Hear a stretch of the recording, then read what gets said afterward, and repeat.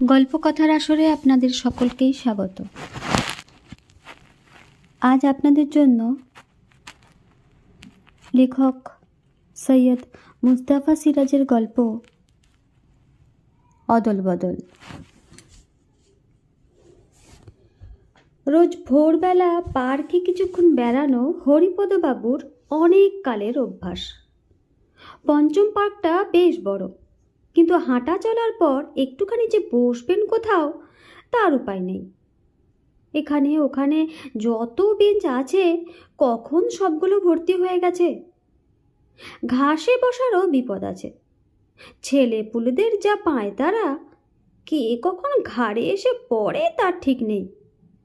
তার চেয়ে বড় বিপদ ওদের ফুটবল, যেন কামানের গোলা। তিতি বিরক্ত হরিপদ অগত্যা নিরিবিলি দক্ষিণ পূর্ব কোণের বকুল গাছটার দিকে যান।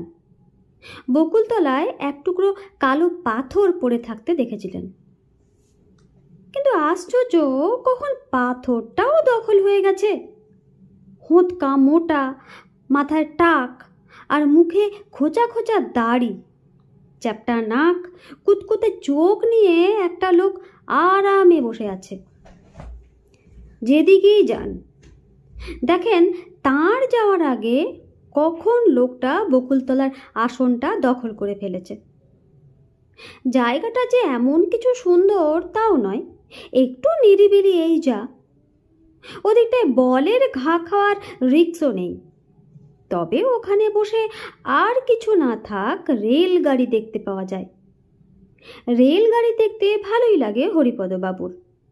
মনে মনে কাহা কাহা মুল্লুক চলে যাওয়া যায়। কু ঝিকঝিক ঝিক, কু ঝিকঝিক ঝিক। কখনো রেলগাড়ির চাকা ছড়া বলে, টিকিট বাবুর কত টাকা, টিকিট বাবুর কত টাকা, টিকিট বাবুর কত টাকা। ছেলেবেলার কত কথা মনে পড়ে যায়। শেষে জেদ চড়ে গেল হরিপদবাবুর। আগে ভাগে গিয়ে পার্কের বকুলতলার পাথুরে আসনটা তার দখল করা চাই। সেদিন ভোরের আগে বিছানা থেকে উঠে পড়লেন। ঘড়ির কাঁটায় তখন ঠিক ঠিক 4টে। আবছা আঁধার লেগে আছে ঘর বাড়ির গায়ে। পার্কে কুয়াশা জড়িয়ে আছে। রাস্তায় কদাচিৎ চাপা গড় গড় শব্দে চলে যাচ্ছে একটা করে মোটর গাড়ি। তখনও হেডলাইট জ্বলছে।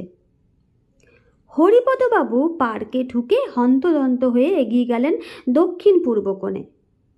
বকুলতলা ঝুপসি হয়ে আছে আঁধারে কুয়াশায়। ঘাসে শিশির চকচক করছে। পাথরটা খালি পড়ে আছে। হরিপদবাবু সিংহাসন দখল করার আনন্দে বসে পড়লেন তার উপর। পাথরটা ঠান্ডা বটে, তাতে কিছু আসে যায় না। হরিপদবাবু খুশিতে বসে 2 পা দোলাতে থাকলেন, এমনকি গুনগুন করে গানও গাইতে লাগলেন।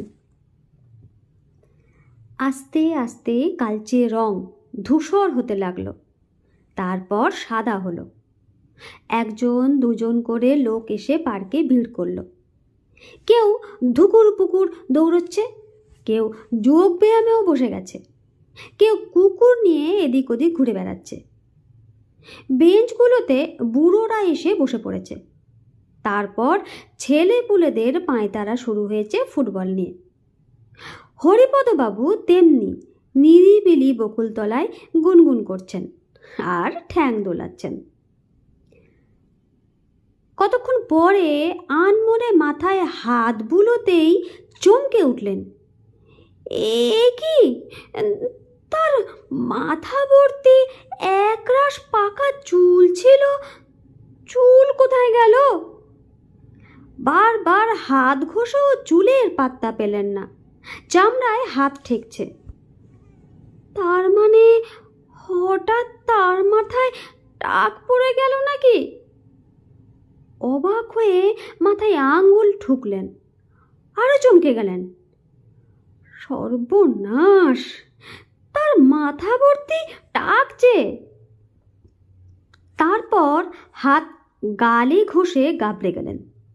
প্রতিদিন দাড়ি কাটা অভ্যাস, পার্ক থেকে ফিরেই দাড়ি কাটেন, কালও কেটেছেন। 24 ঘন্টায় এত দাড়ি গোফের জঙ্গল গজানো অসম্ভব, অথচ গজিয়েছে। প্রচণ্ড আঁতকে উঠে হরিপদবাবু টের পেলেন তার গায়ের ঢিলে ঢালা পাঞ্জাবি আঁটো হয়ে গেছে। চটি জুতোয় পা দুটো আর ঢুকছে না। এ তো ভারী সাংঘাতিক ব্যাপার। আঙ্গুল ফুলে কলা গাছ ব্যাপারটা কি একেই বলে? হতবুদ্ধি হয়ে বসে আছেন হরিপদবাবু। এমন সময় লাঠি ঠুকঠুক করে এক ভদ্রলোক পাশ দিয়ে যেতে যেতে হঠাৎ মুচকি হেসে বললেন, ভোম্বল বাবু যে, কেমন আছেন? বহুত দিন তো দেখাশোনাও নেই। বাইরে কোথাও গিয়েছিলেন বুঝি? হরিপদবাবু খাপ্পা হয়ে বললেন, ভোম্বল বাবু কে মশাই? আমি হরিপদ তালুকদার। ভদ্রলোক খিক করে হাসলেন। চিরকাল থিয়েটারে অ্যাক্টিং করে অভ্যাসটা এখনো ছাড়েননি দেখছি ভোম্বল বাবু। তাই আপনার জামাই বাবাজির খবর কি? শুনেছিলাম পুলিশ নাকি। হরিপদ তেড়ে উঠে বললেন, কি যা তা বলছেন মশাই? আমার মেয়েই নেই তো জামাই? আহা, ওতে লজ্জার কি আছে ভোম্বল বাবু? ভদ্রলোক বললেন, পুলিশ কাউকে ধরলেই তো সে চোর হয়ে যায় না? আদালত আছে কি করতে? হরিপদবাবু আর বরদাস্ত করতে পারলেন না। তার জামাই নেই। যদি দৈবা থাকতো, তাকে চুরির দায়ে পুলিশ ধরতো, ভাবতেও মাথায় খুন চড়ে যায়। কথা না বাড়িয়ে তক্ষুনি হন্তদন্ত হয়ে কেটে পড়লেন। ভদ্রলোক অবাক হয়ে দাঁড়িয়ে থাকলেন। পার্ক থেকে বেরুবার মুখে আর এক ভদ্রলোক তাকে দেখে বললেন, আরে ভোম্বলদা যে।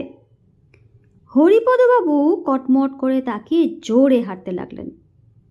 পেছনে ভদ্রলোক তখনও বলছেন, হলো কি ভোম্বলদা? আরে শোনো শোনো। কোনো দিকে না তাকিয়ে হরিপদবাবু গলি রাস্তায় পৌঁছলেন। তারপর নিজের বাড়ির দরজায় কলিং বেলের বোতাম টিপলেন। ততক্ষণে আরও টের পেয়েছেন তার গায়ে প্রচণ্ড জোরও এসে গেছে, কিন্তু বুকটা ঢিপ ঢিপ করে কাঁপছে। একটা দারুণ গণ্ডগোল নিশ্চয়ই ঘটে গেছে। দরজা খুলে তার প্রিয় চাকর কাম রাঁধুনি হরু গম্ভীর মুখে বলল, কাকে চাই? হরিপদবাবু গর্জে উঠলেন এবার, কাকে চাই কি রে বেটার ছেলে? ভাং খেয়েছ সাত সকালে? তারপর হারুকে ঠেলে ঘরে ঢুকে গেলেন। হারু হইচই করে উঠল, আচ্ছা ভদ্রলোক মশাই তো আপনি, গায়ের জোরে পরের বাড়ি ঢুকে পড়লেন যে বড়। আরে ও কি, কোথায় যাচ্ছেন? হরিপদ শটান নিজের শোয়ার ঘরে ঢুকে আয়নার সামনে দাঁড়িয়ে প্রচণ্ড আঁতকে দেখলেন, রোজ পার্কের বকুলতলায় পাথরটার উপর যে লোকটাকে বসে থাকতে দেখেছেন সেই লোকটাই বটে। হরিপদবাবু তার শরীরটা নিয়ে বাড়ি ফিরেছেন, কিন্তু তার নিজের শরীরটা কোথায় গেল সেটাই সমস্যা। আর ছে এমন বিচ্ছিরি নাক থাকতে আছে মানুষের। হারু ততক্ষণে পাড়া মাথায় করে চেঁচাচ্ছে, ডাকাত ডাকাত ডাকাত পড়েছে। এমন জোর করে শোয়ার ঘরে ঢোকে যে সে নিশ্চয়ই ডাকাত। হরিপদবাবু আয়নার সামনে হতবুদ্ধি হয়ে দাঁড়িয়ে আছেন, ভেবে কুল কিনারা পাচ্ছেন না। পার্কে বেড়াতে গেলেন হরিপদবাবু হয়ে, ফিরে এলেন কোন হতচ্ছাড়া ভোম্বল বাবুটি হয়ে, যিনি নাকি একসময় থিয়েটারে অ্যাক্টিং করতেন এবং যার জামাই লোকটা চোর না হয়ে যায় না। কি সর্বনেশে কাণ্ড রে বাবা! কিন্তু তার চেয়ে সর্বনেশে কাণ্ড যে ঘটতে চলেছে ঠাওর হলো পাড়ার লোকেদের হট্টগোলে। বাড়ির দরজায় ওরা চেঁচাচ্ছে, কই ডাকাত? কোথায় ডাকাত? ধর বেটাকে, মার মার। কেউ বলছে, যাস নে, ভোজালি আছে, পুলিশ ডাক। তার মধ্যে হারু তার চিৎকার করছে, সব লুট হয়ে গেল রে। ওরে বাবা, এতক্ষণে সব লুট করে ফেললো রে। সাহসী ছেলেরা লাঠি সোটা নিয়ে বাড়ি ঢুকছে টের পেয়েই হরিপদবাবুর বুদ্ধি খেলে গেল। ধরাম করে দরজায় খিল এঁটে দিলেন। দরজার বাইরে ছেলেগুলো হল্লা করছে, কেউ ধাক্কা দিচ্ছে দরজায়। হরিপদবাবু ভেতর থেকে শাসিয়ে বললেন, সাবধান, আমার কাছে বোমা আছে, উড়িয়ে দেব। ছেলেগুলো ভয় পেয়ে গেল।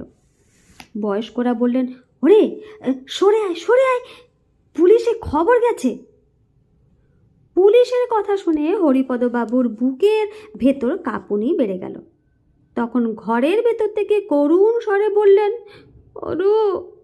ওরে বাবা হারাধন, আমি তোর মনিব হরিপদ তালুকদার, সত্যি বলছি। হারু বলল, চালাকি হচ্ছে? আমার মনিবকে আমি চিনি নে? ওই রকম চেহারা নাকি ওনার? ওই রকম হেঁড়ে গলা নাকি? ছ্যা, যেন নিমতলার আস্ত পিচেস। গণ্ডগোল একটু থেমেছে, সবাই পুলিশের প্রতীক্ষা করছে। হরিপদবাবুর গলা আবার শোনা গেল ভেতর থেকে, সত্যি বলছি, আমি হরিপদ, দোহাই তোমাদের, এখন পুলিশ টুলিশ ডেকো না। ও বাবা হারাধন, ওদের বুঝিয়ে বল না একটু, আমি তোর কর্তা বাবু রে। হারু তেড়ে মেরে বলল, বলবোটা কি মশাই? হরিপদবাবুর বাড়ি সেই এতটুকুন বাচ্চা বয়স থেকে কাজ করছি, আমি কর্তা বাবুকে চিনি নে? থামুন, দারোগা বাবুকে আসতে দিন। বলতে বলতে এসে গেলেন দারোগা বাবু। পিল্লাই গোফের ডগায় পাক খাইয়ে বললেন, কোথায় ডাকাত? সবাই এক গলায় বলে উঠল, ওই ঘরের ভেতর স্যার। দারোগা বাবু হাঁক মেরে বললেন, গিরিধর সিং, দরওয়াজা তোড়ো, জলদি তোড়ো। শুনেই হরিপদবাবু হামাগুড়ি দিয়ে খাটের তলায় ঢুকতে যাচ্ছেন, তাকে খাটের একটা কি ধার জোরে লাগলো। উফ করে কোকিয়ে উঠলেন। তারপর দেখলেন, প্রচণ্ড অবাক হয়ে দেখলেন পড়ে গেছেন শিশির ভেজা ঘাসে, এবং বকুলতলার সেই পাথরটাতে ঠোক্কর লেগেছে মাথায়, বেশ জোরেই লেগেছে। এই সময় কেউ বলে উঠল, আহা পাগল নাকি? তাকিয়ে দেখে অবাক হরিপদ তালুকদার, সেই টাকওয়ালা লোকটা, মুখে দাড়ি গোফের জঙ্গল, রোজ যে এই পাথরের আসনটা দখল করে বসে থাকে এবং যে কিছুক্ষণ আগে তাকে সর্বনাশের মুখে ফেলে দিয়েছিল। লোকটা হাসতে হাসতে বলল, ওখানে বসলেই কিন্তু ঘুম পায়, বুঝলেন? হরিপদবাবু মনে মনে বললেন, বুঝেছি, তার মানে পাথরটা দখল করার জন্য রাত 4টের শেষ ঘুম বরবাদ করে শাস্তিটা ভালোই পেয়েছেন। উঠে দাঁড়িয়ে বললেন, মশায়ের নাম কি ভুম্বলবাবু? আগে না, আমার নাম হরিপদ চাকলাদার। শুনেই হরিপদবাবু হন হন করে কেটে পড়লেন, আর কখনো এই ভুতুরে পার্কে এত ভোরে বেড়াতে আসবেন না। বাড়ির কাছাকাছি হতে হঠাৎ মনে হলো, নামটা কি হরিপদ চাকলাদার বলল না তালুকদার বলল? চাকলাদার না তালুকদার?